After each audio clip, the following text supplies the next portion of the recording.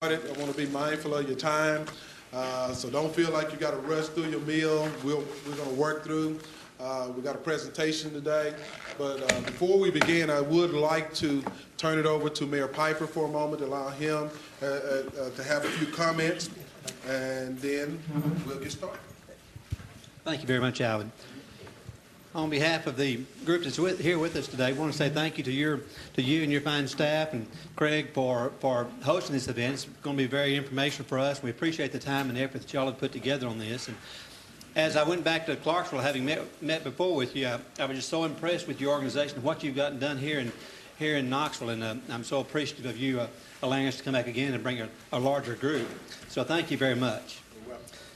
I'd like to also take a moment, thank each of you for being here today and taking your time and committing your efforts, your time, your energy for being here today to learn more about what's happening in Knoxville, Tennessee, and how it will be applicable to Clarksville and our development of our Clarksville redevelopment plan. I would like to take just a moment, if I would, and ask you, if you would, to please stand and introduce yourself, give your name, and if you're representing an organization or maybe particularly why you're here. So if you would, let's start over here with Bill and just come around the table. Well, Bill Summers, City Councilman out of Ward 10. Jim Rose, City Councilman, Ward 7. Bill Forrest, City Ward 11. Anna McLaughlin, City Council, Ward 2. Wayne Harrison, City Council, Ward 12. I'm Elizabeth Black. I'm the Public Information Officer for the county. I'm Brad Martin. I'm a board member of the Clarksville Housing Authority. Billy Hatchett. Barbara E. Johnson, City Council, Ward 1, and Mayor Pro Tem.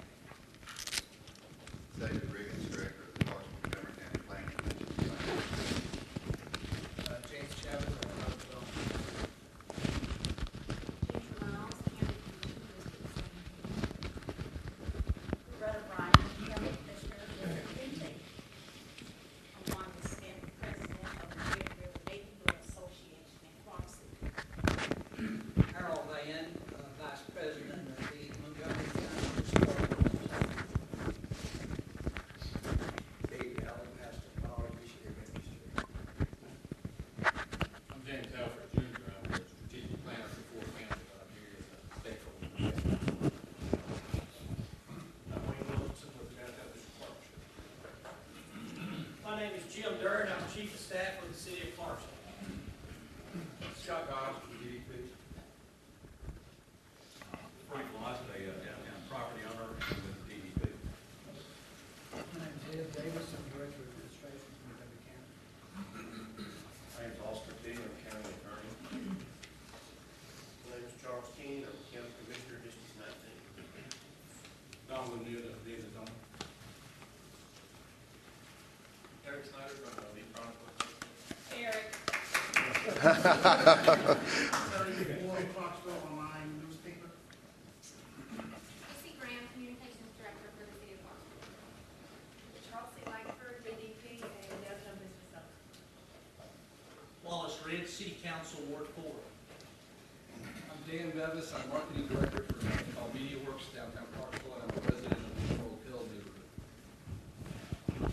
I'm Marquise Henderson, I'm with the Office of Housing and Community Development. My name is Jimmy Garland. I'm the president of Clarksville Branch and Mobile ACP, and I'm the third vice president of Tennessee State Conference Development. Pastor Tommy Bibles from Hope Hispanic Organization for Progress in Education. George Foote, local president of Neighborhood Community Development Corporation. Jim Doyle, City Council, Ward 8. Thank you very much. You can tell from those that are represented today, we have a wide spectrum of our community that's interested in this redevelopment plan. So thank you. And I'm going to ask Mayor Byers if she would take a few moments and say a few words of greeting. I just want to thank you all for taking your time, as Mayor Trotter just said, that I know all of us are...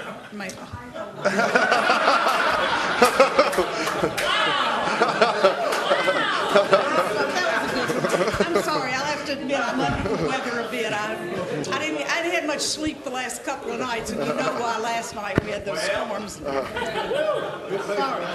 pay for that. I apologize profusely. Well, I know you're attention anyway. Just checking. But anyway, I want to take this time to thank you very much for committing this day to find out all about the downtown development ordinance and what Knoxville has to offer.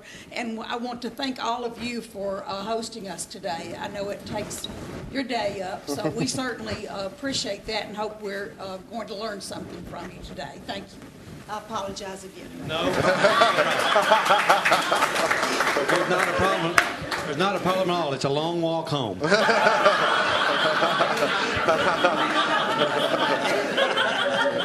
Okay. Thank Alan. Thank you very much. Thank you, Craig. Craig Griffith is the chairman of the Housing Authority for Knox County. Thank you. Well, I need to tell you all, and especially the reporter, the long-standing East Tennessee tradition of what is said in Knoxville stays in Knoxville. They adopted that out in the desert in some other city. We sure did. But it originated here. But it's great to have you all here today. It's tremendously, the diversity of the group is really an inspiration to people who are in public office to see this community come together in a way that to learn more about how to get community development done. It's not easy.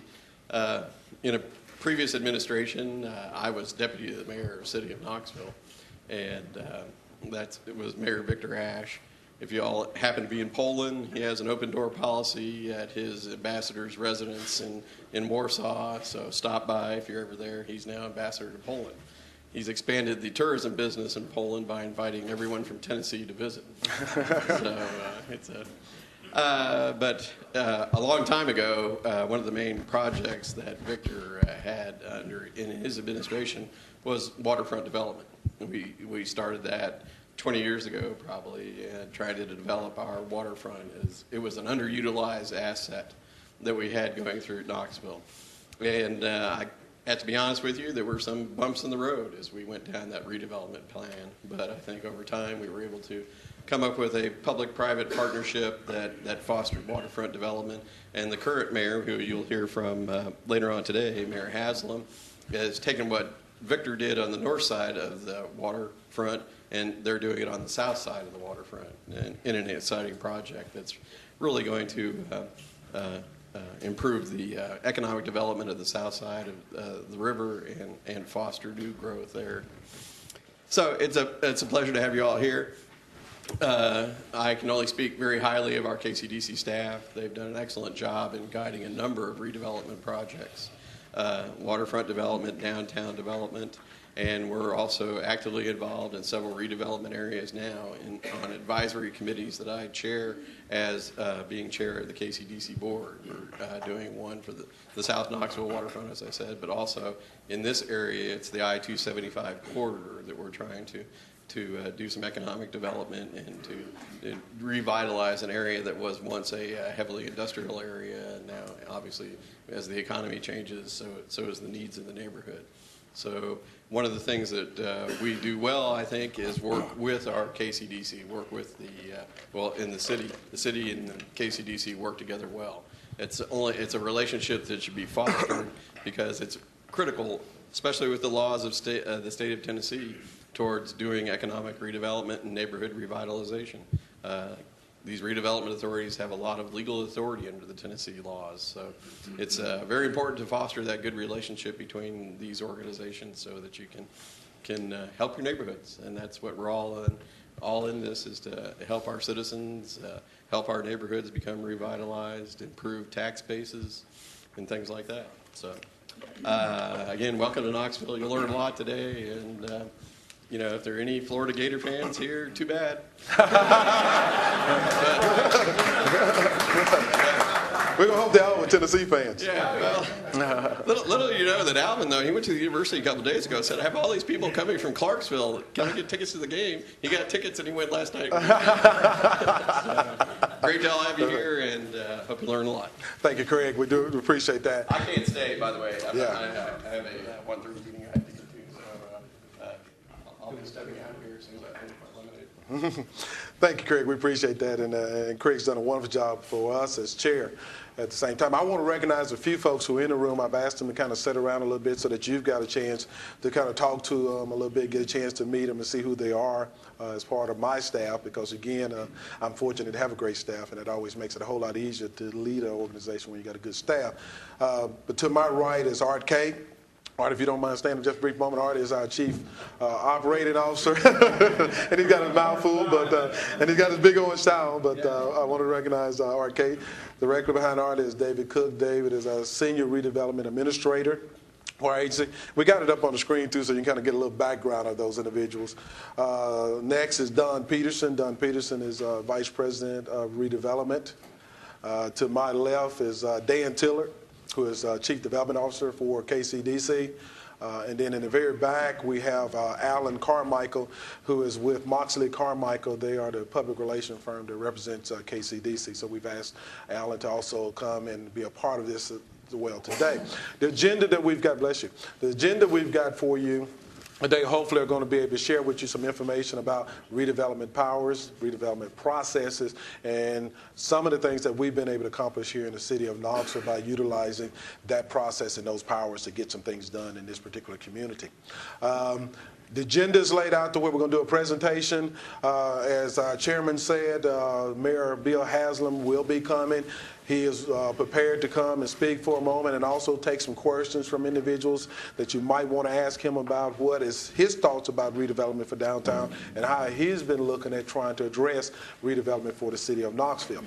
In addition to that, we have asked Mark Mamontoff, who is with Bass, Berry & Sims.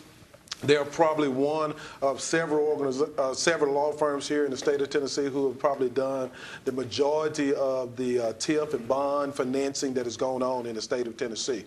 Mark is going to come and he's going to talk a little bit about bond financing and TIF financing to give you a little background information on that as well. I think he's also had an opportunity to speak with the city of Clarksville's attorney. So I know they've had some conversations as well. So he's going to come and share some information with us also. As we get ready to start, I do want to take a moment, as Mayor Piper said there a moment ago, on the first visit and when they came down, which, we were very grateful to have them. I was always pleased to have an opportunity to entertain folks in here. But I will like to tell you that, again, I'd like to thank the mayor because I think in that first meeting and some conversations, some discussions and things that went on, I think the mayor felt like that there were some issues that needed to be addressed with regards to the redevelopment plan that they were working on in Clarksville, and felt that it was important that he get a large group of individuals back toward Knoxville to kind of hear a little bit about what we're doing with the hopes that it can help you as you work through your particular process as well.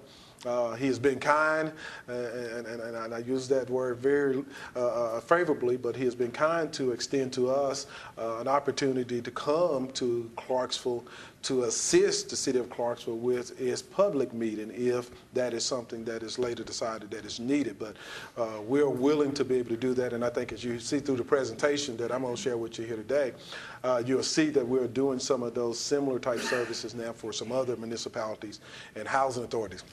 David, give you just a little bit of background as far as KCDC is concerned here a little bit. Wanted to just mention to you that we were chartered in 1936. We started building our first public housing in 1938, moved people in them in 1941. We are today managing right now 3,600. We're actually over 3,600 public housing units that we administer for the city of Knoxville. I do want to point out and make certain that you're aware that we, similar to Clarksville, have a dual government. We have a city mayor and a county mayor. We also have a county housing authority, so we only provide the public housing services for the city of Knoxville. There's a county housing authority who takes care of that. But we do provide some redevelopment of services and assistance to the county government. We administer a little over 2,800 Section 8 vouchers right now. We are estimating that we're impacting about 15,000 people on a daily basis at this point. Our annual operating budget is around $40 million that we manage annually. Currently, we've got $38 million in construction going on at this point. That is construction that is related to public housing. That is not the construction that we're administering for the city of Knoxville for redevelopment work. Just wanted you to be aware that in addition to trying to address the redevelopment of the areas in our downtown, we're also talking about how we're redeveloping and impacting the public housing that we're managing as well. And I think you're going to see some significant things that hopefully will impress you a little bit. And we provide some real estate services to numerous public entities, as I mentioned there a moment ago.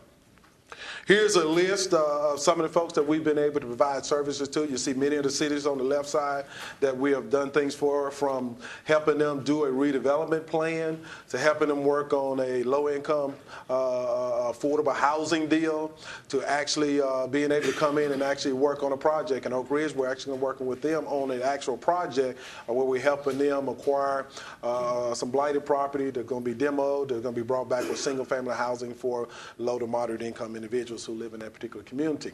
And then on the right side, you see some of the things that we're also doing for some local municipalities that we're serving here in the city of Knoxville as well, too. Some samples of some of the services we do. We do strategic planning, and I can't harp enough on that piece because I would tell you that's something that we feel very strongly about, as well as I think the city of Knoxville. It has allowed us to be able to do a better job of figuring out what we want to do as a city, where we're going to invest our monies, and where we're going to invest our attention and efforts at this point. So we think that's very important. We do redevelopment planning. We do housing planning, site analysis we can also conduct for you, land acquisitions, property acquisitions, right-of-ways. We're doing a lot of that right now. We actually are doing some of that over in our South Waterfront at this point in time. And again, I'm going to go through this, and I'm trying to keep y'all on track, so don't feel this stuff that's appearing on the screen, you got to try to write that down. We're going to give you copies of that you can take with you, okay? So if you got any questions, it also has our names and stuff in there and a way for you to reach us if you later want to call back or if you want to send me an email. So we want to be able to allow you to have an opportunity to allow us to go through the presentation, give you the information, and hopefully answer some questions for you later on. What I'm going to do is ask Dan Tiller to come forward. As you all introduced Dan a moment ago, Dan's going to come forward, and I've asked Dan to and what we provided for Mayor Piper the last time is an opportunity to talk about the statutory powers that exist in the state of Tennessee, how those enabling powers are. We try to make certain that we allow everybody an opportunity to truly understand those powers. Those powers are very broad. They allow you to do a lot of things. But I think that we want to be able to show you what the state statute says you can do, but then later be able to come back and show you from projects that we've managed how we've utilized those powers to be able to get those projects done. Okay? Dan? Thank you. Good morning or good afternoon as it is now, everybody. I have probably the most boring part, but the most important part because it has to do with the enabling legislation. And if you notice on the screen there, prior to the passing of federal public housing laws, the Tennessee General Assembly passed the Housing Authorities Law of 1935 as amended to enable the creation of local public housing authorities. This was before the feds passed the law. And these laws are codified in Title 13, Chapter 20. That's where all of the redevelopment authority is located. And you can pull that up on the state's website and read through that. It'll give you all the information related to redevelopment. A sample of our general powers, and I say sample because we've only listed maybe a third of the ones that are listed in the Tennessee Code Act. We can prepare, implement, finance, and operate housing projects and mixed finance projects. We can enter upon any building or property in order to conduct investigations, just as a code enforcement official could. We can buy, sell, lease, transfer, and assign any real or personal property. Next, David. We can acquire by eminent domain blinded property, but we cannot acquire property through eminent domain from a private party to give to a private company or private individual. That law was changed a couple of years ago. We can, however, acquire blinded property where you have a recalcitrant owner who has a dilapidated property, refuses to do anything about it, has liens, has taxes, back taxes on it. I don't think anybody objects to the use of eminent domain in a situation like that where it damages adjacent properties or the threat of adjacent properties. We can create for-profit or non-profit corporations for the furtherance of the authority's powers, and over the years we've probably created 7 or 8 non-profit corporations for various purposes. We can conduct examinations and investigations. We can issue subpoenas and hear testimony under oath at public or private hearings on any matter material to the authority. So we have quite a few powers, as you can see, and as I say, this is only a few of them. We can make findings and recommendations concerning any building or property that is dangerous to the public health, moral, safety, or welfare, to any agency, board, or commission charged with abating, correcting, or demolishing unsafe or unsanitary structures. An authority may do all things necessary and convenient to carry out the purposes and provisions of this legislation.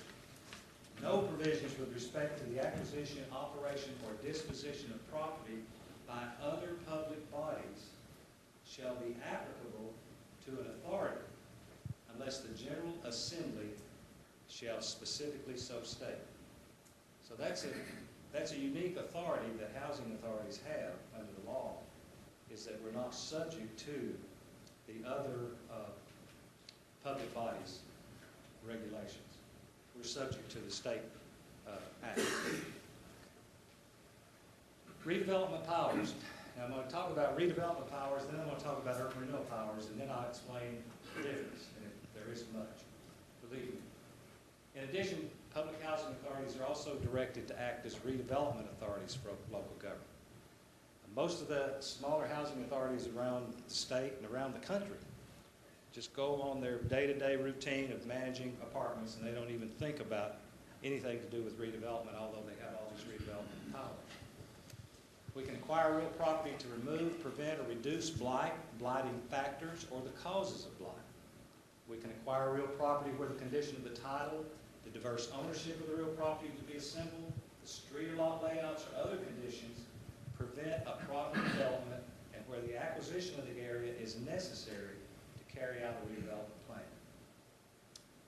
We can install or construct streets, parks, open spaces, public playgrounds, or parking garages, utilities, and site improvements in accordance with the redevelopment plan. And we've done all of that.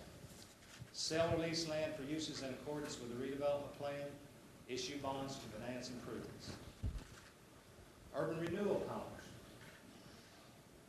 In addition, the General Assembly provided public housing authorities with broad powers in urban renewal areas. These powers also enable public dollars to be spent on private property. And that's the unique thing about it I'll mention in just a moment.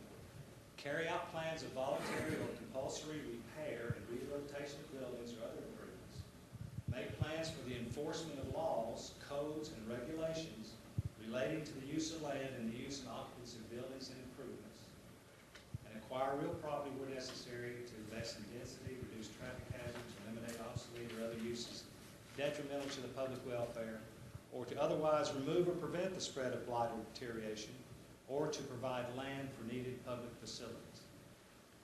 Now the difference between the two is that in a redevelopment area or redevelopment project, you can issue tax increment financing.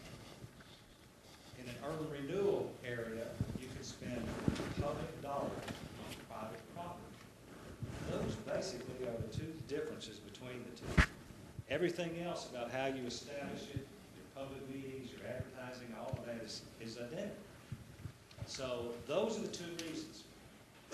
Now, what we do in order to utilize both ends of the spectrum is that all of our redevelopment plans are called redevelopment and urban renewal plans. And we have our plans approved by resolution. All right. Thank you, Dan. Dan's going to share with you powers, and what I'm going to do is talk a little bit about the actual projects that we have, maybe show you a little of that. Wanted to also mention to you as well that we are recording this. So Mayor Piper felt it was important that, again, that the information that we share with you today would be accurate, that if we record that, you would have that available. We're going to try to accommodate and make sure that we try to burn a disc for Mayor Piper before you all leave here this afternoon, and you'll have that with you to carry back. So Just want you to be aware. So as you begin to ask questions and stuff, we do have the mic, so I may need to bring the mic to you. It's not that that others in the room can't hear you, but being able to pick it up on the audio and get it back into our recording room, it's better to use the mic so that it's a little bit more clear and accurate at that point in time. I want to talk a little bit about some of our city redevelopment projects here. Wanted to kind of mention to you that right now the city of Knoxville has created 15 redevelopment projects since 1972. You heard Dan mention a little while ago about urban renewal projects that we have. If you roll those in toward these numbers, we're now right at about 21 plans that we are administering for the city. If you look at what we have the ability to administer for the city of Knoxville, that'll be close to 21 plans. These areas have comprised as few as 2 acres and as many as 700 plus acres for size. We've got some very small areas that we've done, and we've got some very large areas that we have accommodated. These areas have contained as few as 2 parcels to as many as 1,300 parcels. We also know that these projects have as few as 1 owner and as many as 405 owners. So we've gone from small sizes to very large sizes that we are administering in that regards. David? Here's some list of some of our center city projects, TVA Towers, the East-West Mall, Summit Hill, and you know, some of them pretty obvious. You know, we say TVA Towers, you know, when we did that redevelopment, it delivered the towers that are downtown Knoxville that TVA is occupied in right now. The Lower Second Creek project, which ended up being part of World's Fair. Some of you may have came to Knoxville doing the World's Fair back in that time. That's the Lower Second Creek project. We got the North Side waterfront, which we'll talk a little bit about here. Market Square, which is our downtown area. We're working on Gay Street, which we're very excited about. You know, we recently landed a big retail client back to downtown Knoxville. Mass General Store, which is a family-owned business out of North Carolina, has opened up a Mass General Store on Gay Street in downtown Knoxville. We've also opened up a brand new Regal movie theater down on Gay Street as well. So we're very excited about the Gay Street. But just gives you just a general idea of these. And these plans are, and one thing that I want to mention to you about these plans too as well, these plans right here are not dormant. These are still sort of plans that are going on. As you'll see when I show you a couple of things, you'll see some redevelopment plans that may have been adopted back in the 80s or back in the 90s that we're still doing things in today as the opportunities continue to present themselves and as a way of us being able to get some more opportunities to develop. I think our city has done a great job in utilizing tax increment financing to really get us jump started and doing some things in our downtown area that is happening today that was not happening probably 10 years ago. So that's been a great thing. But our philosophy has been one to where we've said, and this has been the administration's position, is that they're trying to make tax increment financing available to assist us with buildings that we know are going to be difficult buildings for us to rehab. It is not for new construction at this point in time. It is solely for us to try to address dilapidated buildings that we have that are boarded up and are sitting empty and vacant in the long term. Are you donating incentives at all for new construction in your districts? Are we donating any? No, are you providing any incentives, tax incentives? For new construction, no. Not at all? No, not at all. Okay, David? Here's the North Side. The North Side redevelopment plan, as you'll notice, it was adopted in 1993.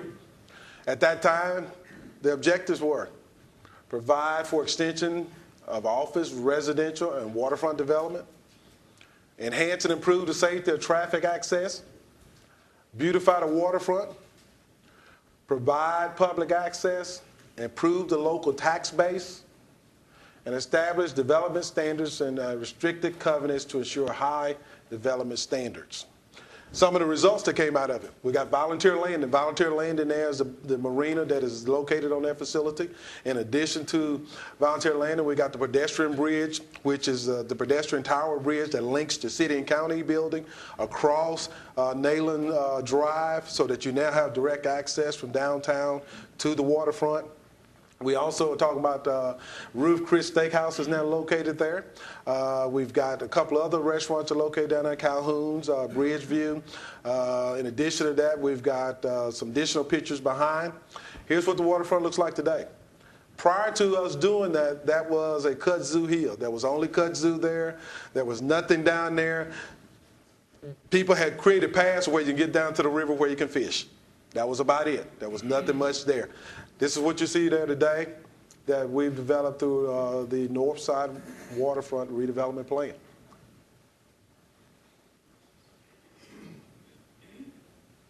And we're trying to get a little tour, so we're going to, hopefully it don't rain too hard, you're going to get to see some of this actually. But we thought we'd give you a virtual tour just in case the rain comes up real hard again. You can at least say, well, we saw it while we were there. We just didn't see it and touch it. Market Square. Market Square is located down in the center of downtown Knoxville. It was to promote commercial and retail development, preserve historical character of the buildings that were already there. Market Square was significant to downtown Knoxville as a part of our history, and encouraged tourism. We had in that area 33 properties that we were dealing with. 33 properties that had some level of blight associated with it, whether it had been long-term vacancies, people not living in them.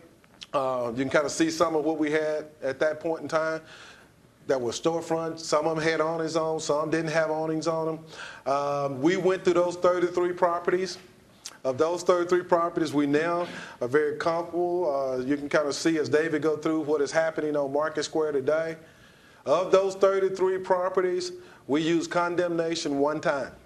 Only reason we used the condemnation at that instance is because the property was jeopardizing the building next door to it. The roof had collapsed in, the walls were buckling, it was pulling the wall from the building next door down.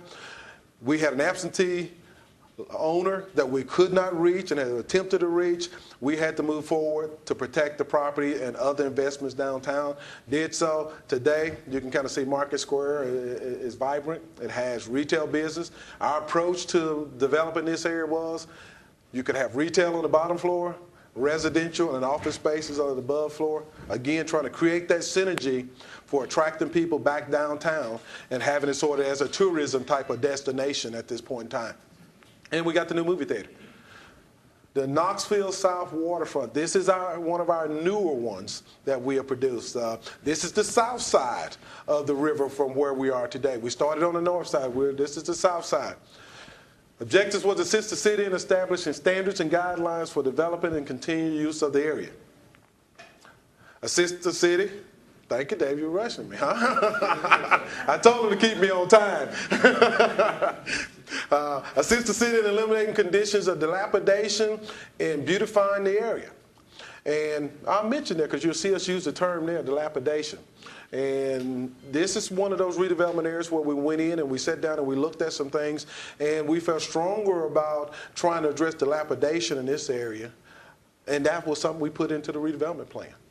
We put that clearly in, and that's what the council put in there. Then we talk about assisting the city in expanding the property tax yield and maximizing the potential of the economic return. What's going to jumpstart that is what you see right there at the bottom, the $10 million in public improvement. The city of Knoxville made that conscious decision. That's the thing about the redevelopment plan. A redevelopment plan is a great plan, and I want to make sure that I'm clear with everybody when we talk about redevelopment plans. It is not a plan that rolls out and tell you you're going to build a building right here, it's going to be a building right here, it's going to be 3 buildings over here, and there's going to be houses here. It is a process for arriving at development. It is a process for arriving at development. It's not the end all to what you're trying to achieve, but it's a process to allow people to work through and end at a result. And the city has made that conscious effort to say, hey, we're going to issue $10 million. Now, what we're doing with that $10 million in that area over there is we're doing the public improvements.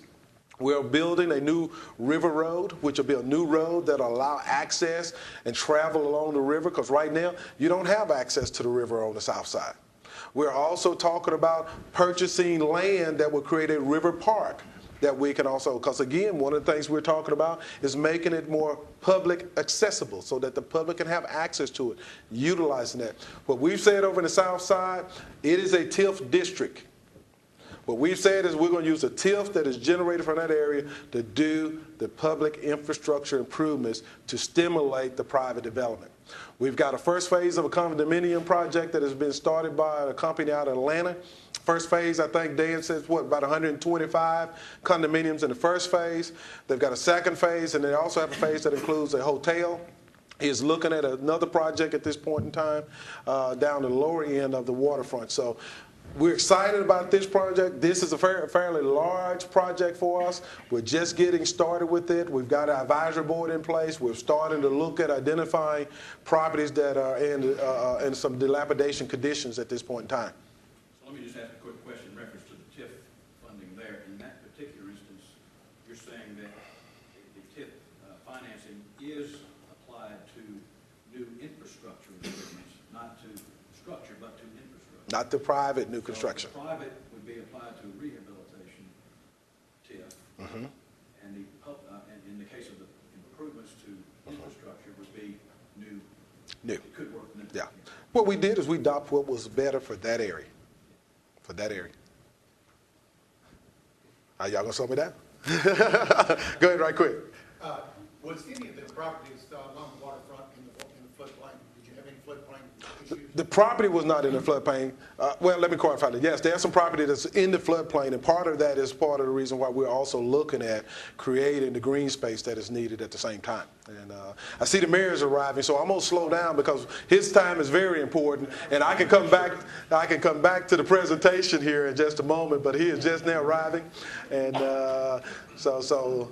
Let's try to make sure that we stall at this point. Yeah, so that's what he's trying to do. He wanted to stall at the South Waterfront. One other question while we're waiting. Did you have any problem with the Corps of Engineers? We're in the early stages of that right now. Okay, we do already have TVA at the table that we're working with at the same time. We've also worked with TDOT at this point. We've got all of those entities from the state level that we've got to have to be able to move forward with moving dirt in that area. I'm going to take a moment because, again, we're doing a presentation at this point in time. And I see that our mayor has arrived, and he is currently speaking with Mayor Piper. I would like to make certain that he has a moment to, he said he would be willing to come by, take some questions, kind of talk a little bit about what we're doing here in Knoxville. And so with no further ado, I give you Mayor Bill Haslam. And Mayor, I'm going to ask you to talk to the microphone because we're recording for them. Okay, sure. First of all, thank you all for coming. We're really glad you're here, and I got to meet part of the group, I guess, when were you all here? 2 or 3 weeks ago? A month ago, whatever, so it's good. And anyway, we're glad you're here, and I have no idea what all you've been talking about, so rather than launch into what I might say, I'm just going to stop and let you all, if anything you'd love to like to ask me a question about, anything's fair game, we'll start there, and if you don't have a question, then... We stopped at South Knoxville Waterfront. I was just at that point, Mayor, so I was telling them a little bit about that TIF district. And okay, so we can talk about that, or I mean, I'll tell you the kind of organizing. I've been mayor now for a little bit over 4 years, and like you all, I have the same issue that the city and county do, in the sense that, you know, because most of our revenue is property tax driven, and because inflation doesn't help you in that, the reappraisals, you know, you have to allocate it back. It's the only tax that inflation doesn't help you with. So you have to get real growth, or your city or county is going to get swamped because all your other costs are going to keep going up. You know, it's all, you know, your employees' pay raises, health care, pension plan, all the same stuff that you are. So I'm sitting here. Before I came in, the city's expenses had been averaging going up about 7% a year. The revenue had been increasing about 3% a year. Well, that's a bad formula. I mean, don't have to do a lot of math to figure that one out. So I said, okay, well, we got to grow and have real growth since inflation doesn't help you with property tax. What's the problem with real growth, though? Well, more infrastructure. What else? What do you spend the longest time on at your city council or county commission meetings? Zoning. Okay, so everybody loves the concept of growth, but they don't really like it when it's in their neighborhood, and when it's impacting their quality of life, or when, you know, that orange Home Depot roof is through the woods behind their house, or, you know, whatever. So we had to look at ways to get real quality growth that helped the quality of life without, you know, battling zoning issues all the time. And so we really focused on downtown. We focused on the South Waterfront that Alvin was just talking about, all around this idea of we want to, for the sake of the city, for the sake of the city's finances, and for the sake of making this a place that people want to live, create the right kind of growth. And so we focused really hard on that, and that's why we've used KCDC so much as our development authority. You know, when I actually, prior to being mayor, was on the KCDC board for a while, so I learned a whole lot about the housing agency side of that business And since that time, I've learned a whole lot more about all the ways that we can use them as a development authority. So that's kind of been my organizing principle. City has to grow. We can't just say, well, we're not growing at all, because pretty soon our tax rate's going to go out the roof and nobody wants to live in the city. So we've worked real hard at getting that right kind of growth, and that's kind of been my fundamental organizing principle around which to do things. So let me just stop there. Maybe we'll take questions about whatever you want to do. What is your city tax rate? What is our city tax rate right now? 281. Is it 281? I thought it went down at the last. Is it 281 right now? Okay, 281. Do you offhand know? Yeah. Do you offhand know the county rate? Yeah, 269. Oh, okay, I'm sorry. Yeah. Do you have other areas within the city that, for lack of a better term, that are as blighted as the downtown and the river area? Yeah, we have some that are probably a little bit even more blighted. And here's what the issue becomes is, because I have council folks saying, gosh, I want you to put the same amount of focus here that you put on the south waterfront. You put it in my district, which is a fair request. What we have to do, look at a city, though, is to say, where can the market help drive the process? I'm really comfortable that, economy's maybe a little slow now, but waterfront property in Knoxville developed right is going to sell. The market will take over that project. We have some other areas of town that's not really true that have just as much blight. So we got to come up with a different plan around helping them. And our plan around those is really focused a lot more on fix the housing, and then the commercial area around that will follow. For long range, is there a time limit on how long the TIF will last, and how much tax incentive over the regular rate will they get? Yeah, that's a great question. We've done them. The longest one we've done so far has been 18 years. 20. Did we do? Oh, okay, we've done 20. Well, oh, that's right. The very first one. Deal. We're trying to ratchet down the length of those deals to where we average 15, and the later ones we've been doing have been down even. We've done one or two even lower than that. The average percentage of the total deal that we've done on a TIF, I think is. Do you know that number off the top of your head? We try to limit the 15% of total development costs for a 15-year period. Yeah. And of course, you can't use the debt service portion of the tax rates for TIF financing. So even though the base is frozen, the city and county still receive additional taxes as a result of the development even during the TIF period. Yeah. So the portion that goes to debt service we get even during the TIF. And like I said, I thought our average TIF was actually a little. The percentage was actually below 15 now. We've had some from 8% Yeah. to 15%. I think our average is around 13. I think our average TIF is 13% of the total investment. Yes. Ask how the county government participates in your KCDC. Well, maybe in terms of the development, I might let these guys talk about that more. But if they. Well, I think if you're asking, have the county participated in the sense of funding, we've had our county to participate in projects that we've had in redevelopment areas inside of the city. Does the county property tax participate in each one of the Yes. Yes. Oh, yes. Yes, ma'am. All the TIFs that we do are apply to the city and county as well. And I don't know how much. One of the issues we have sometimes is where TIFs are appropriate and where they're not. We've fought that battle a lot as well. I have a much more restricted version of where they should be used. That they should be just used in blighted areas and areas that with projects that, but for that TIF, they wouldn't happen. So it's a good discussion. A TIF can't exist without it being in the structure of a redevelopment plan. That is correct. That's right. That is correct. That's correct. But I think we've taken the approach, at least from Mayor Haslam's standpoint, is that we get approval from the city council and we get approval from the county commission at that point, because half of the property tax is not going to benefit you. You can do that in each individual project. Everyone. Yes, ma'am.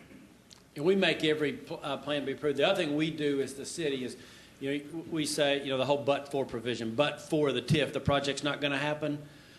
We enlist the service, and you might have already talked about this, so tell me. So we enlist services of a finance institution that's not involved in the deal to certify that, yes, without this TIF, that project can't happen. So it's not just the developer saying, I can't make it work without it. When you're envisioning an area that you want to redevelop and you get with KCDC on this, you're talking about some areas 700 acres. you don't necessarily have a plan, like you were saying, that on this block, this is gonna go here, on this block's gonna go here. You're defining a region or an area, and you're hoping through your TIF project and through advertising in this area, you're gonna get investors and builders and developers to come in and do something. You don't have a laid out, this building here, this building here. Generally, yes. The South Waterfront plan is a little different because we knew it was going to be very politically sensitive. You have it's waterfront property that has everything from some abandoned warehouses to some smaller neighborhoods. 2 or 3 projects had been attempted there by the mayor in the past and some other folks that had gotten pushed back by the neighborhoods. So we set off on this kind of 18-month-long planning process and really came up with a overall strategic plan. And it does say we're going to put a park here. We hope this area is residential, et cetera. That being said, you're exactly right. Ultimately, the market has to determine it. We can't come in and say, here's what's going to happen You have there. a specific plan for this specific block. Yeah. You're hoping the market. Exactly. Ultimately, my argument on everything is the market's going to determine whether or not this works. Our job is to set the infrastructure and the conditions for that to happen. And when we start to play the market's role, and the city has tried to do that in 1 or 2 instances, in my opinion, we get in trouble. Sir? Yes, sir. How receptive has the community been to this plan before you implement it? What have you done to include, have inclusive? Yeah, like for I'll give you the South Waterfront, but we literally, it was an exhaustive community-wide process. It lasted 18 months. We probably had 10 plus community-wide meetings at the same location, well publicized, et cetera. It literally started in a room, a big banquet room with 200 people at tables of 8 saying, what would you like to see this area be? Okay, and we had the facilitators and all the stuff like you've seen. And I was sitting at a table with, one of the 25 tables with 8 people. And some of you all can identify with this. The man on my right said, this is riverfront property, and God meant for riverfront property to be industrial use. The whole thing should be industrial. And the woman on my left said, I think it'd be great if we could turn the whole thing into a butterfly sanctuary. And I'm thinking, this is going to be, I kind of remember at the end of the night going, and you all have been to public meetings where you get the whole spectrum of opinion. Everybody in here's been there. I literally went out to my car afterwards, kind of put my head on the steering wheel and thought, what have I gotten into? But here's what happened. Well, you asked the community feedback. What happened is we let the people who thought it should be a butterfly sanctuary and the people who thought it should all be industrial listen to the others, and they realized, well, everybody doesn't think like I do. So this plan's not going to look exactly like I want it to do. So I'm going to put my 2 cents in here, but hopefully the overall plan will match it. And I'll be honest with you, it came out great. I came from business, and the idea of going through an 18-month-long plan is painful to me. Just personally, I'm just not used to that. But I've learned that if you don't get the process right, you're not going to get the end result right. And so getting that community feedback up front was really important, really, really important. Yes, sir. On this, just to help us understand the seriousness of your pre-planning for this master plan. How much did you pay for that 18-month process? And Yeah. Hargreaves is the consulting engineer. Does anybody remember what we ended up paying? It's one of those numbers I've tried to forget. But it's a big number. I think it might even be a little bit more than that, but it also included some engineering plans and some architectural drawings, et cetera. But it was a number that by the time it's all said and done, we'll pay Hargreaves, probably they'll make close to $1 million on us by the time it's all said and done. Now, that's not just for the plan, that's for everything, but yeah. They got some finished products that they got to produce. Yeah, they have to also do everything from road design and some finished products, but it's expensive is the answer. So let me go back, yeah. This thing that we've been given, the redevelopment Okay. thing. On page 16, it says the plan provides broad guidelines for the implementation of the redevelopment area and actions taken by KCDC in furtherance of the redevelopment objectives set forth in this plan may be undertaken without further approval by the city. And I understood you to say that each project requires that process of having an improvement. This makes it sound like that. Well, to get the TIF, they're going to have to get that approved by the city.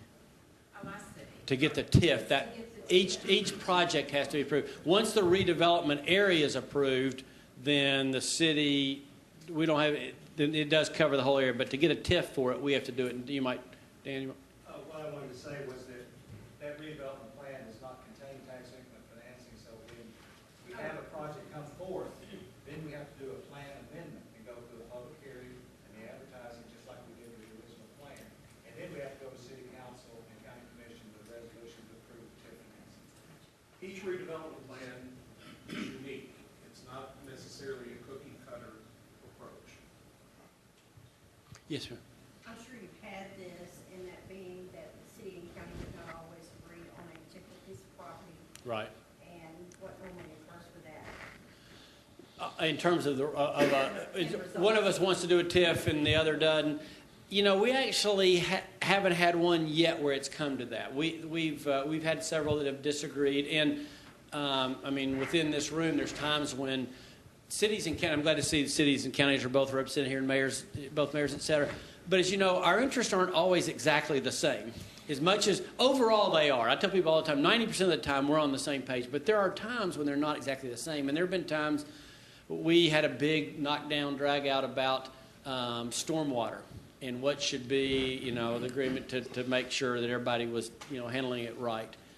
In the process, several of the county commissioners came to us and said, well, if y'all keep holding our feet to the fire on this, we're not going to approve that TIF for that building you really want downtown. So I'm sure y'all never play politics like that in Clarksville, so that would never happen where you all are from. But occasionally it happens here. And so we've tried to as much as possible separate it from the political process and say, what are the principles we believe in, and let's look at this project. But it's hard. Have you had any lawsuits filed from our property owners?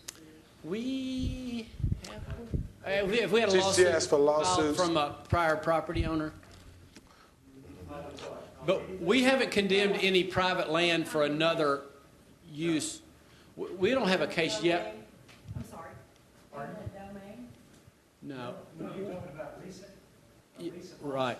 Have we had any eminent domain related lawsuits related to? related to the redevelopment Yeah. plans? No. But we haven't taken a piece of property for eminent domain that wasn't used for infrastructure purposes, have we? We have. We took one on Gay Street. On Gay Street. Back to the building quality. Oh, yeah. Well, that was a situation. That's an Yeah. exception to the rule. Yeah, we have, because you all know the political sensitivity around everything since the Kelo decision, we have worked really, really hard not to use eminent domain because, well, you all, I mean, this time last year, the state legislature was getting ready to pass, you know, some fairly onerous laws about that, et cetera. So we've tried just to steer clear of that. Eminent domain, though, would exist even without the redevelopment ordinance. Yes, right. No, exactly, we do, but it's obviously tied in. Yeah, where it gets sensitive is if you used it and then you use some TIF money to help some later private developer, that would be politically very tough, in my opinion. Yes, sir. The $40 million that we were speaking of earlier, does that come only, did that come solely from tax? The 40? Yeah. Your annual budget? Oh, that's for KCDC's budget. No. Our operating budget, we're funded by HUD, just like housing authorities are. We're funded by HUD. We also receive state, federal, and local grants that we are administering at the same time. Have you had any instances of where somebody that wasn't in the TIF district moved into the TIF district to avoid, to get the lesser taxes? Well, it's not a lesser tax when you move into the TIF district. Their project, again, would have to be approved. They might move into a redevelopment area, but quite frankly, we want to, if it's a redevelopment area by its very nature, we hope people are moving into yes. it. Well, what about the impact, though, from if they're moving from another part of the city to that? Yeah, I don't know that we've had a case where that has happened, where we've lost somebody paying full property tax to go do a TIF somewhere else. I don't think we've had a situation where that's happened. Yes, sir. How many of your redevelopment plans have incorporated residential areas, and how does that complicate that? How many have incorporated residential areas? A lot, but go ahead, Albert. We got 5 residential areas. We actually going to, later on in the presentation, we'll show you some of those as well. Mm-hmm. But here's the base reality of that is, and most of those residentials have been multifamily. But if you look at areas, I bet not just Knoxville, but at other, you know, areas around the state and country, a lot of redevelopment that's happened has been driven by residential demand.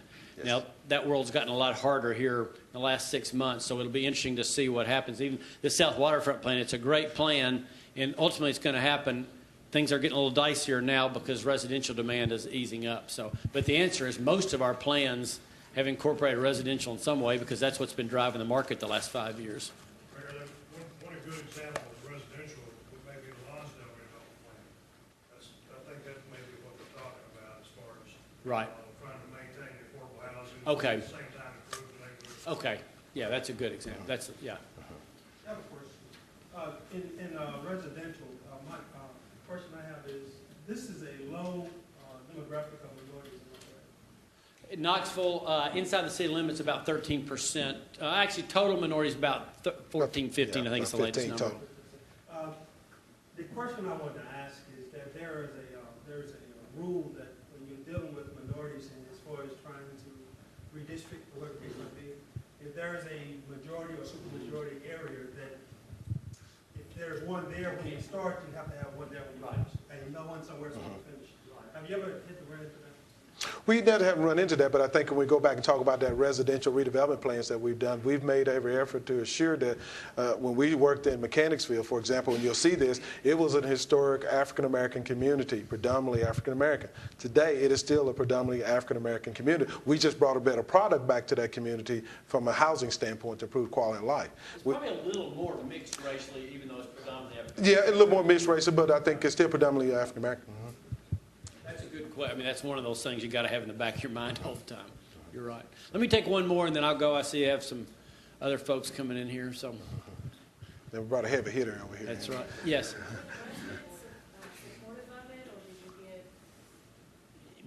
I mean, you never have. I'll answer that real quick, and I'll let some of the KCDC folks.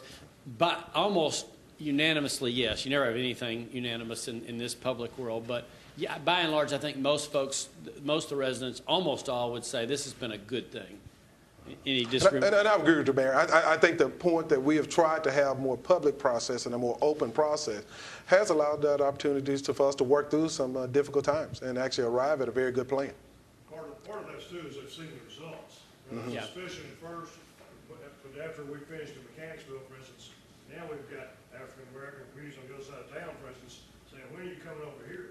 Wow, that's great. And I mean, again, I don't know what all they've shown here, but everything from Mechanicsville to Lonsdale, a couple areas that have seen massive work. If you live there, this has been a really, I mean, the housing conditions have gotten decidedly better. You'll see that.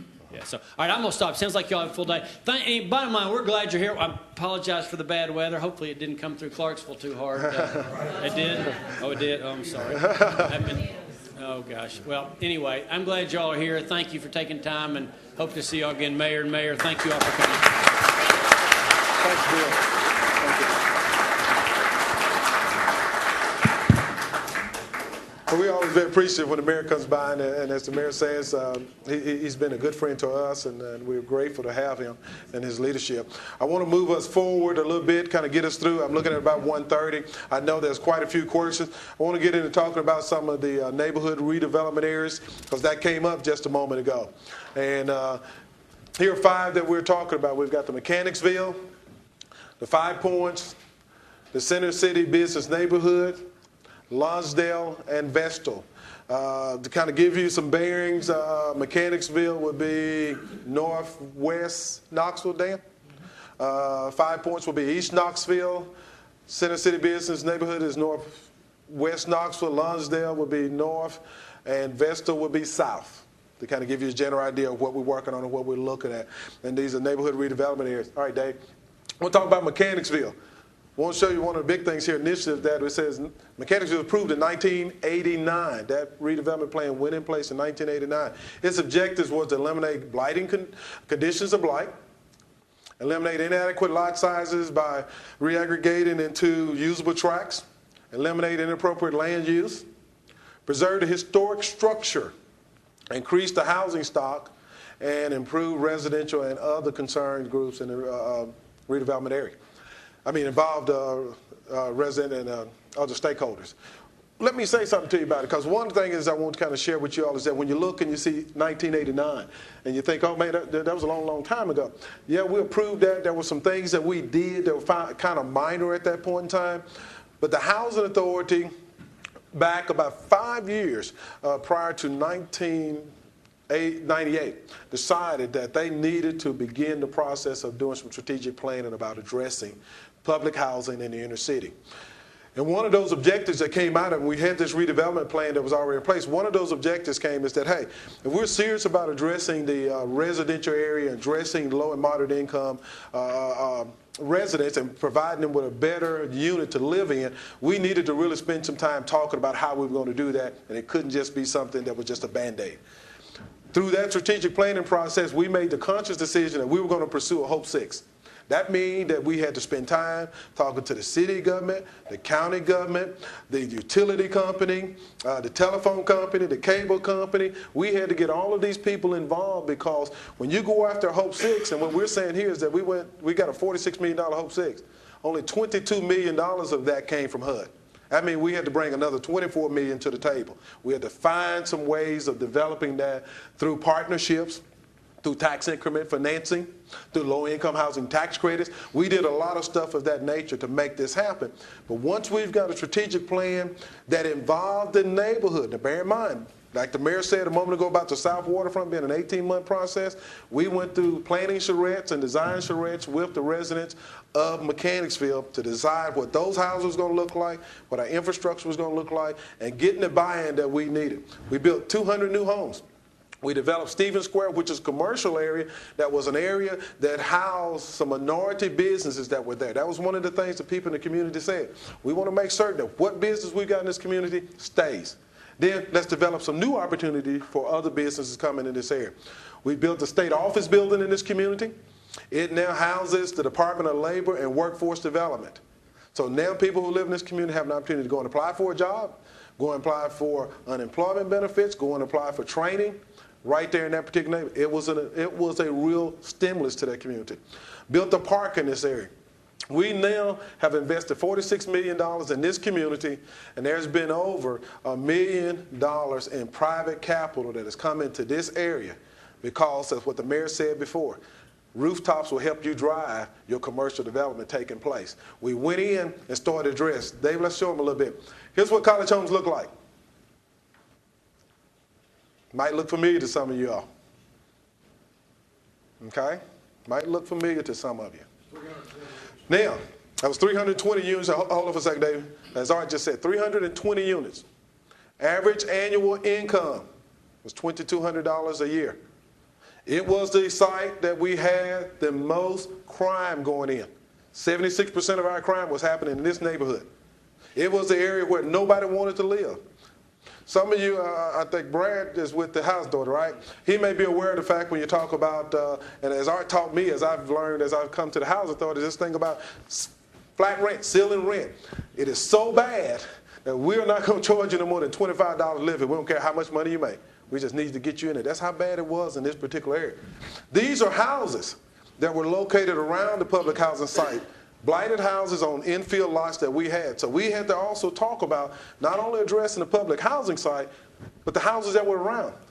We can't just make a $46 million investment into the public housing and assume that everything around is going to be okay, because this was what was around us. Here's what we got today.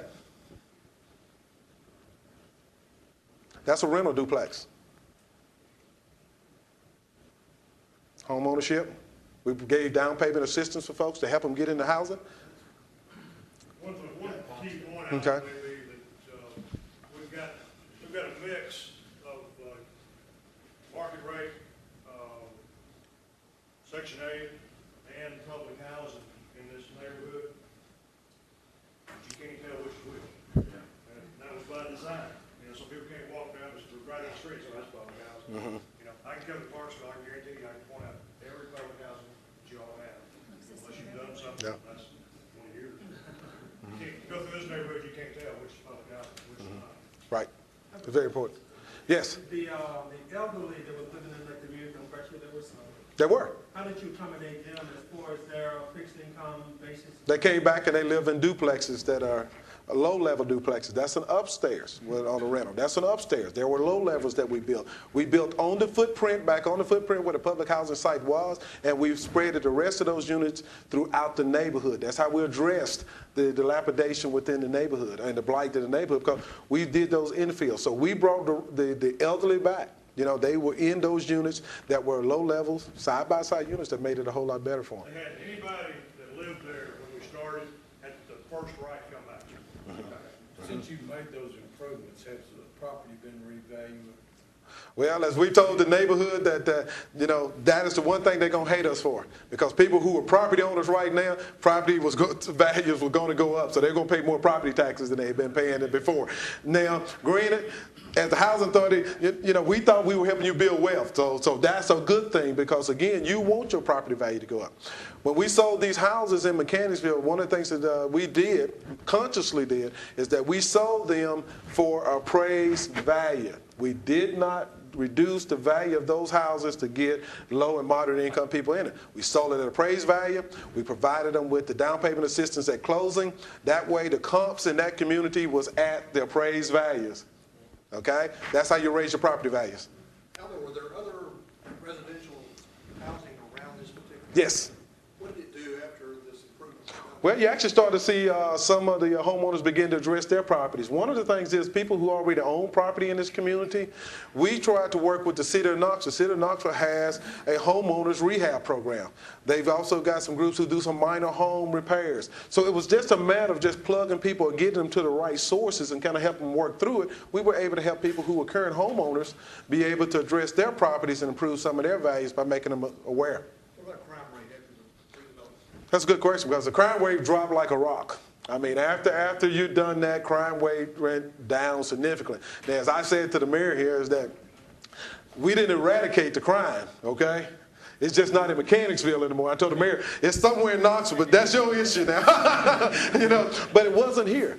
Now, we're talking about that it dropped significantly from the Schedule I crimes, and those are the things that we were trying to track. The things like rape, murder, you know, child abuse, and those type of things. We were trying to track those serious things that typically run people away.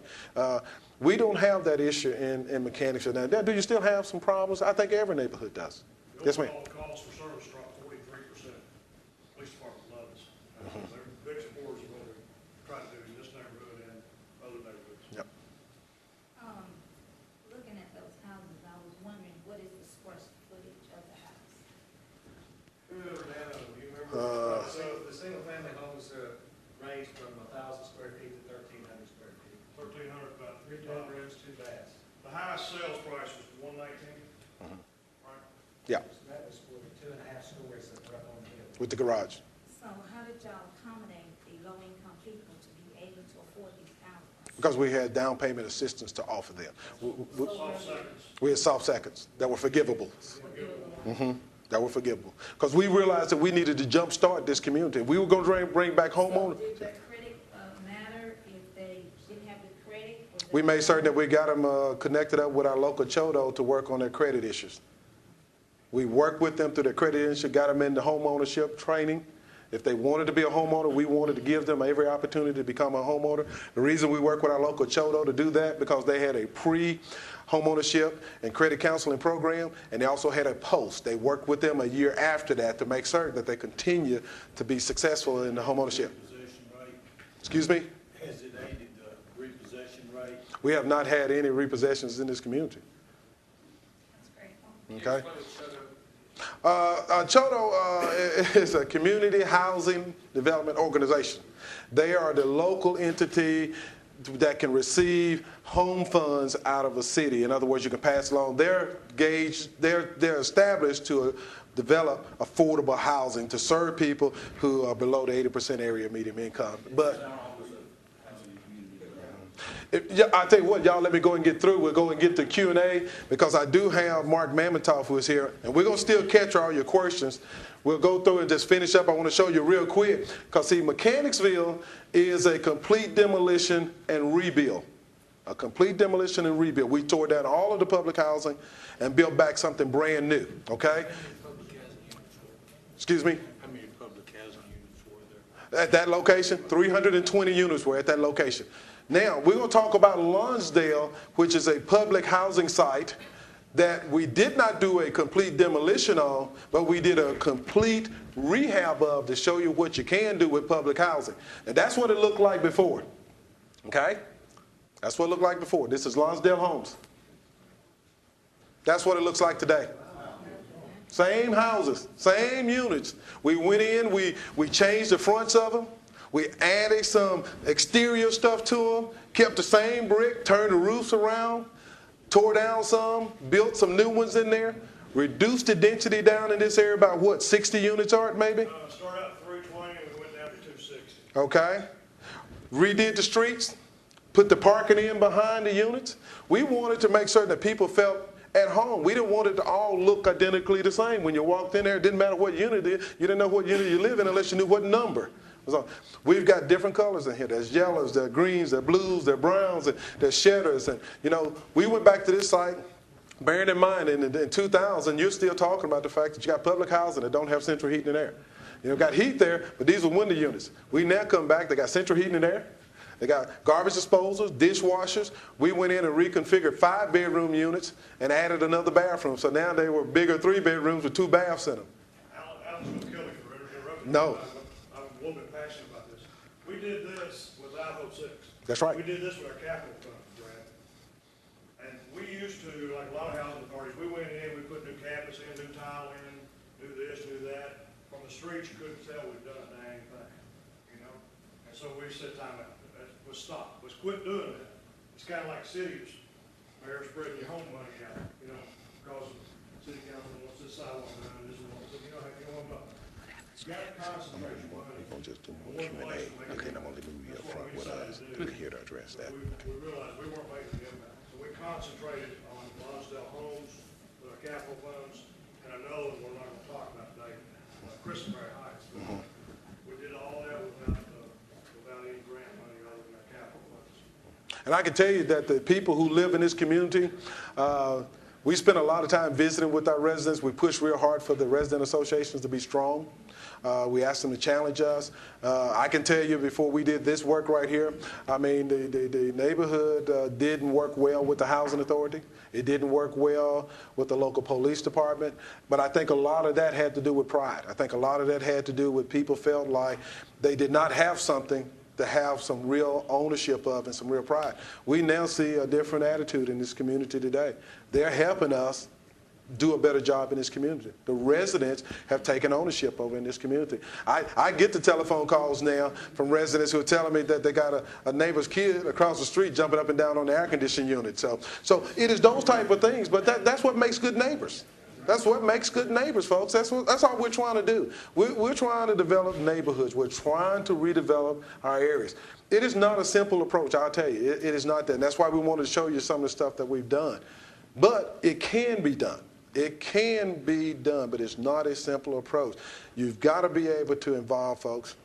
But I think if you come back and you provide, I think as Art said there a moment ago, when we came back and showed that, yeah, we were going to deliver on what we promised, and you delivered that, he's telling the truth. I mean, we've got another predominantly African-American community on the side, and they're wearing the mayor out. I can tell you they're wearing the mayor out because they're wearing us out, and they don't understand why we can't come on that side of town and do what we've done over here.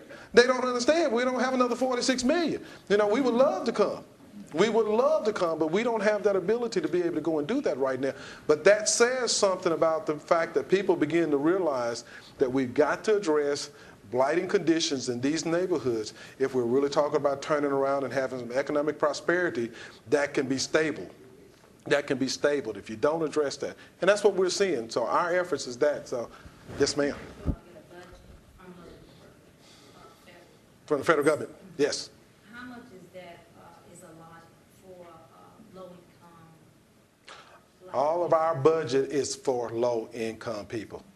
That's who we have to serve. We are the public housing authority. We can serve people up to 80% of the area median income. That's who we can serve. All our money is for low, moderate. Which will be what, 80% of the median? 80% of the family of four in this area, I think, is about 45. About 80% about 40 something, $41,000. A lot higher than you think. But, and one goal is to attract, people that can pay you a higher rent. Right. And provide housing to a broader spectrum of people, but you've got to have the product.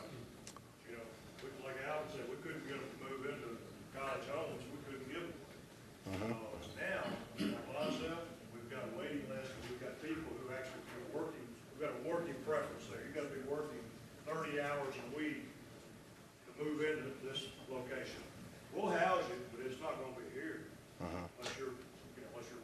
And I think that's a great point Arch made.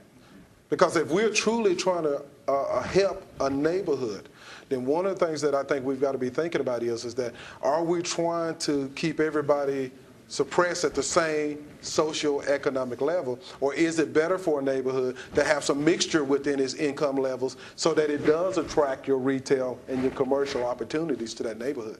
That's what we're seeing. Let me get to her. And while I'm answering some questions, I'm going to ask staff and Mark and Alan them if they'll move up here, because we're going to start the Q&A. And I'm going to probably at time to times answer some questions, but I'm going to be turning and passing off to those folks. Yes, ma'am. Do you have a special team of people that helps temporarily relocate your residents that you're moving from the public housing that you're refurbishing? We normally procure that service to be able to do that.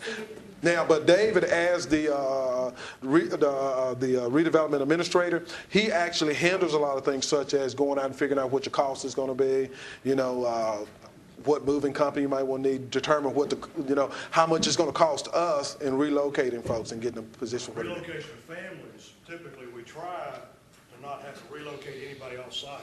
In other words, we're taking applications. Come on down here, Alan. We'll get right here. And we'll move people to those vacant apartments. So that you don't have to rezone schools and things like that. Exactly, so they don't have to be exact. That's one partner that we found out we really need to work with most of the school system. Yeah. When we first started, so you can flip through it. We did. And some of our developments, the rezoning line went right down the middle of the development, which was crazy as far as community.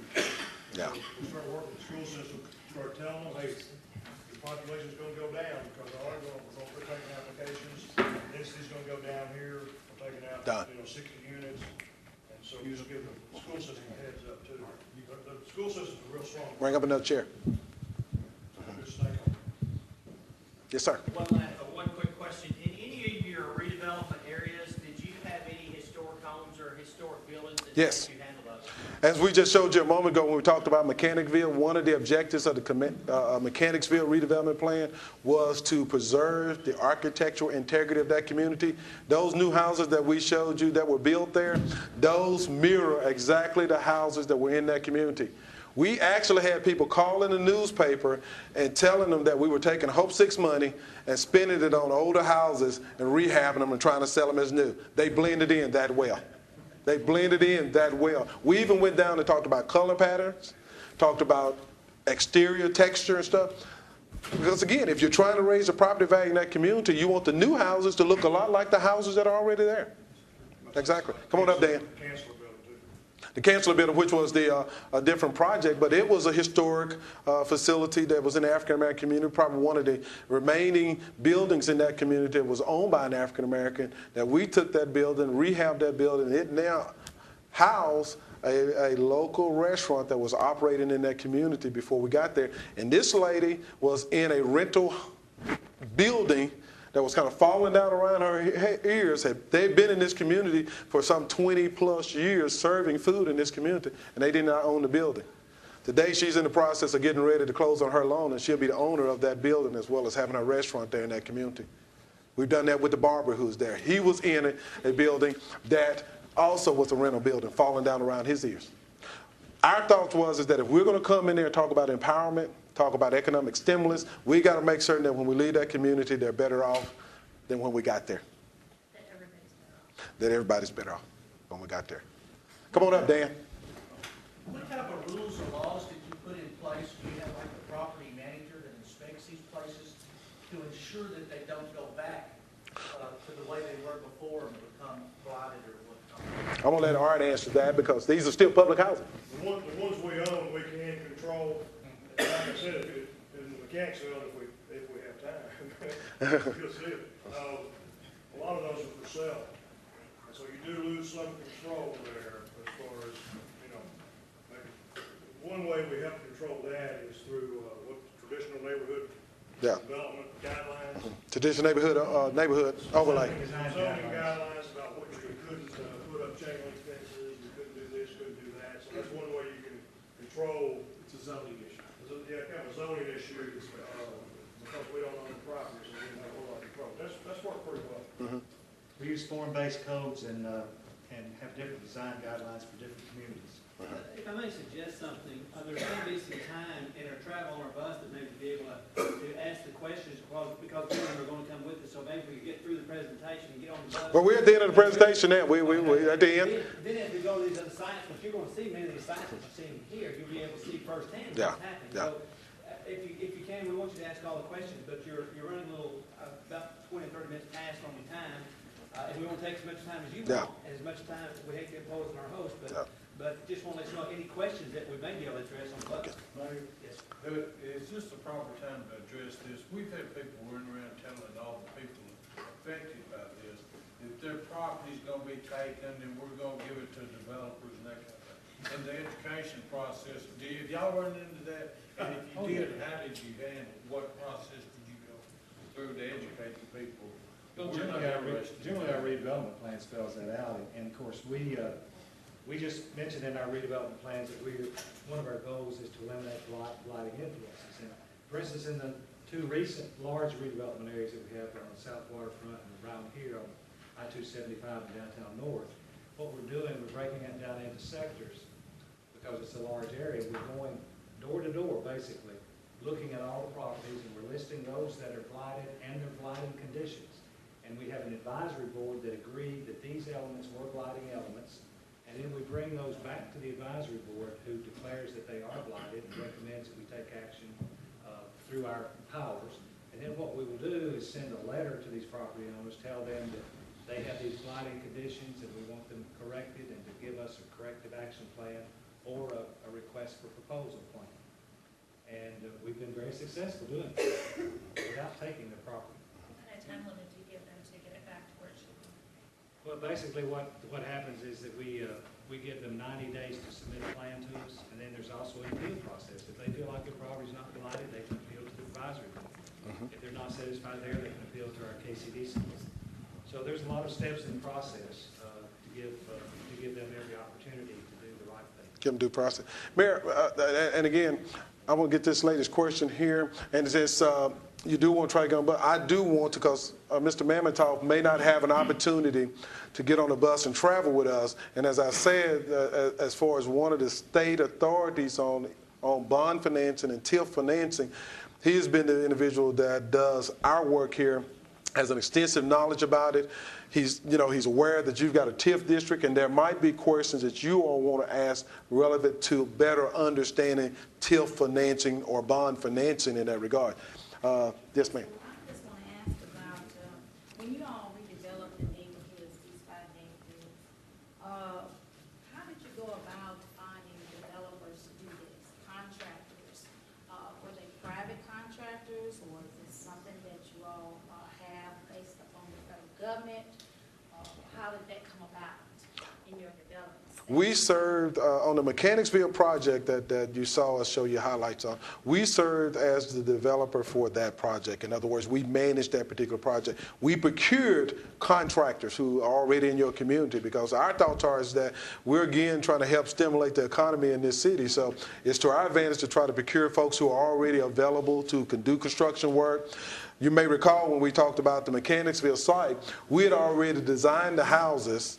We had that laid out, so it was a matter of finding. So we had private contractors that we contracted out. Now, one thing that we did, instead of going out, and I'm going to ask Art to probably make a few comments because he probably share something, but we didn't go out with a huge contract. We didn't go out and say, hey, come in here and build all 200 of these houses here, because we knew it's for smaller contractors, they would not be able to participate in that type of effort because they wouldn't be able to probably bond it, wouldn't have the staff to be able to do it. So we broke them down into smaller bites. We would put out bids for 6 houses. We'll put out bids for 4 houses. We'll put out bids for, and it allowed people for also large companies who wanted to participate, as well as the small companies who wanted to participate, or having a chance of being involved in that project. Didn't matter who was there. We were project managing. They were building the same house, and we were going to ensure that the houses looked the way we wanted them done.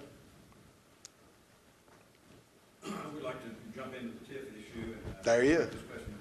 I'm sure you've had to explain this numerous times, so for the benefit of everyone in this room, could you give us a basic illustration of how a TIF actually works in application? We understand it is what its intention is, but can you give us an illustration of what that would be? Sure.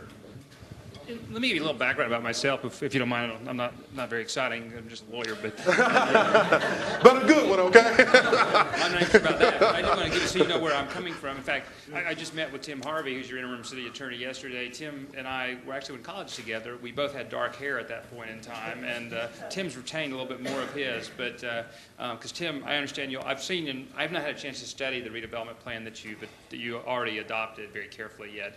But I've worked on projects, redevelopment projects, on both behalf of my client here, the Housing Authority, but I've represented developers on TIFs in Memphis, where they have a really, it's Memphis. They have a totally different process than anywhere else in the state. And so we recently had the first private TIF approved there next to, I know many of you are familiar with Memphis, next to the University of Memphis. And we also, because my firm is based in Nashville, we do a lot of TIFs through MDHA representing developers or the lenders on TIFs. And so your plan, as you all well know, that's been adopted is essentially modeled after an MDHA plan instead of what I like to call the KCDC model. And I don't want to say one's better over the other, it's just different. And we, just a little overview, when we decided to really get very active in doing TIFs here in Knoxville, we decided that instead of giving just a general estimate of what the TIF revenues were in a huge area, we decided to do it essentially project by project because we felt, after talking with our local governing bodies, they felt like they would want to evaluate each TIF on its own merits and look at because if you approve a redevelopment plan now and you don't do a TIF for 5 years out, it's really hard to estimate what the cost to the community of doing that TIF is. So we've been doing TIFs through amendments to plans so that the county and the city can review each one and get a sense. We have been batting absolutely 100% on every TIF. There used to be a lot of tension between our city and county over approving TIFs. Our county has totally bought into the concept that a healthy downtown is best for a healthy community and ultimately in the best interest of the county. As I was preaching to Tim, our argument is our downtown is and our inner city essentially is the front door of our community, and if the county doesn't join in support of these and help these projects be successful, they won't do it. And our county's been very supportive of that, so we've been sort of blessed in that way. And the reason I give you that as background is there really are two types of TIFs. There's what we call the developer or project-based TIF, and that's the one that we just got approved in Memphis. And there's this huge community debate of whether you should do a TIF that is really geared toward a specific project to help that project be successful.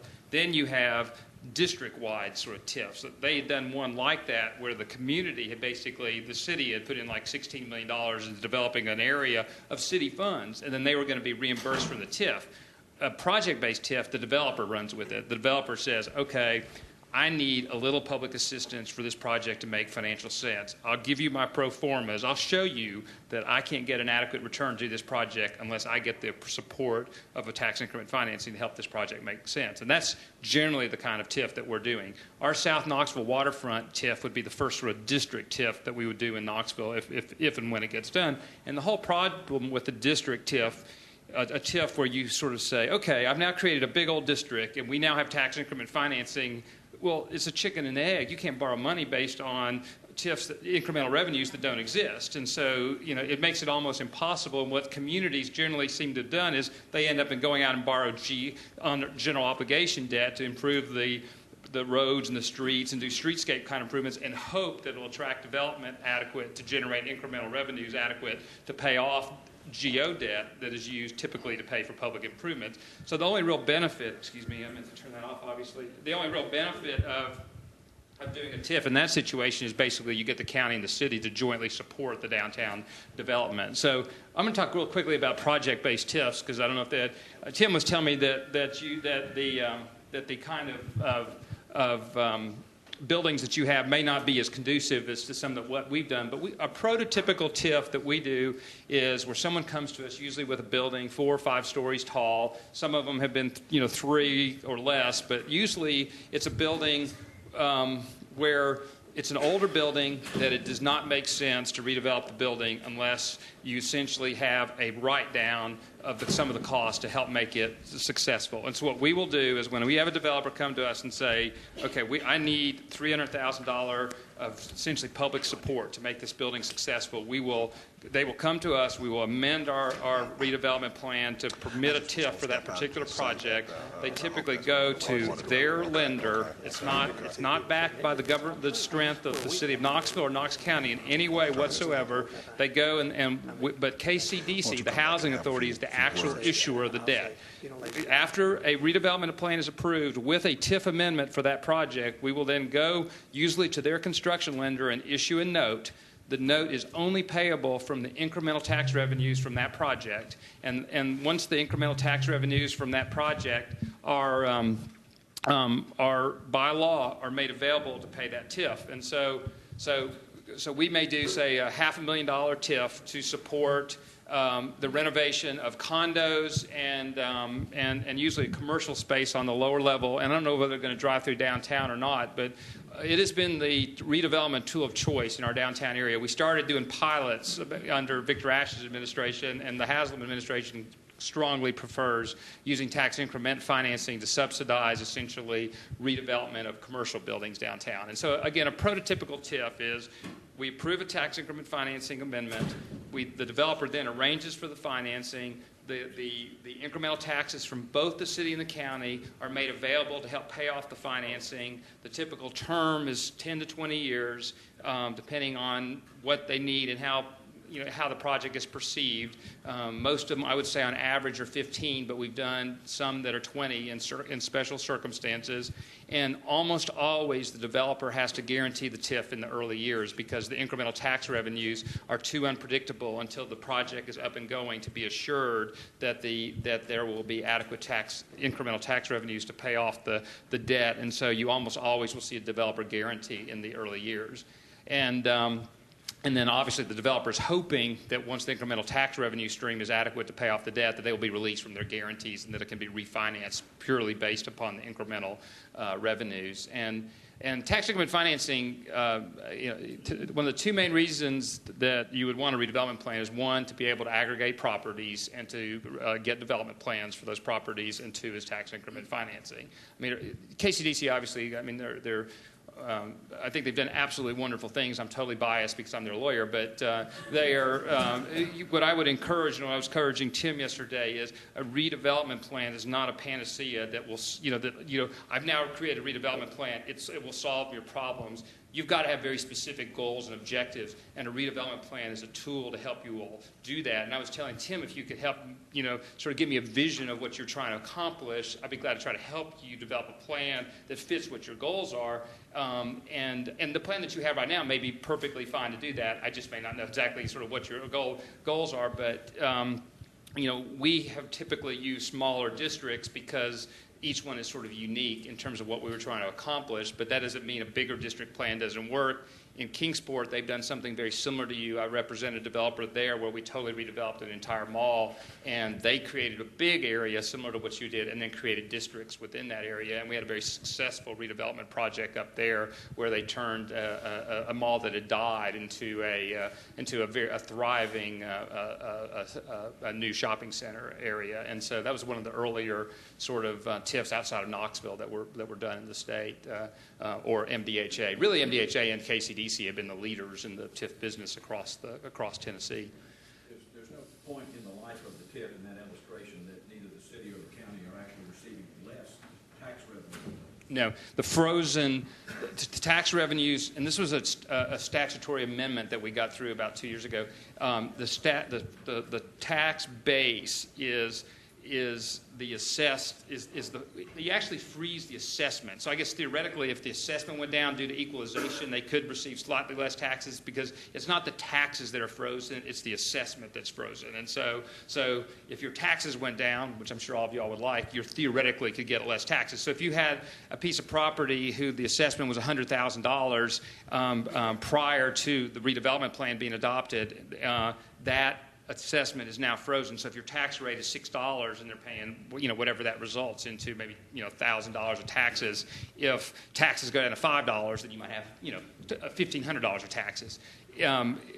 So it's a frozen assessment instead of frozen taxes, but it's an immaterial difference. The bottom line is that once you freeze the assessed value of the property and it's frozen Whatever the assessed value is prior to the redevelopment plan being approved is what your frozen assessed value is. It used to be prior to the acquisition by the housing authority, but what we found is there was often a significant lag between when the redevelopment plan was adopted and when you did actual redevelopment, and that often hurt the TIF, and so we fixed the statute to do that, to address that.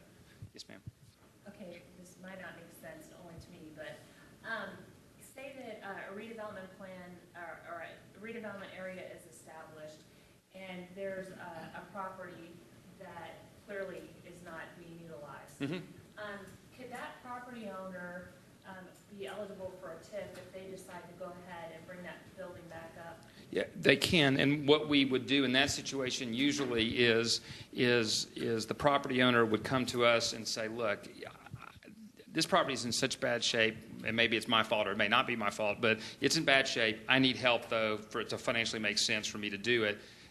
Under state law, you only can finance certain things with a TIF. Those things, the things that we typically focus on are site acquisition and site development. In other words, and demolition if you're getting rid of buildings that need to be demolished. So often what we would do in that particular circumstance, we said, sure, we'll work with you if it makes sense, if the person is legitimate and has a good redevelopment proposal.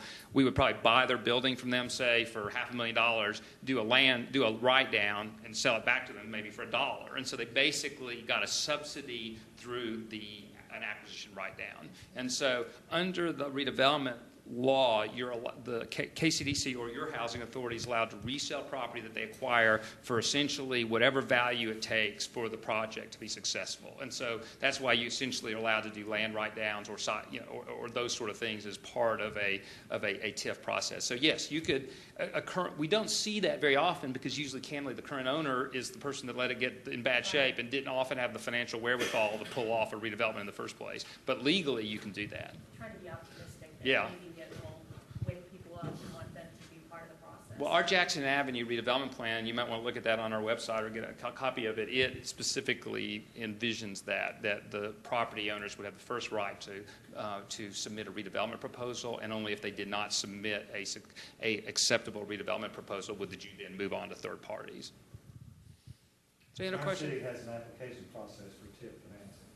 So they have to fill out that application, it has to go to the city has to examine it, approve it, and then they take it before one of the banking executives that has no interest whatsoever to review it to make sure that it's not a but-for situation, or it is a but-for situation. Yeah, and you might want to add that when he says it goes to the city, it goes to staff administration. It doesn't go in front of our city council at that point. It doesn't go in front of our legislative body until after we've adopted a redevelopment plan. But they they scour it beforehand. We don't move forward with a TIF unless we have the blessing of our city administration. Yes, sir. I realize that whether it would be a district or a project application is going to have nuances, but I was curious when you were talking about individual presentations to city council bodies and county commissioners. If you had a model or a reporting tool prototype for the way that you present that information to commissions so that it's fairly consistent. Obviously, that's a very good question.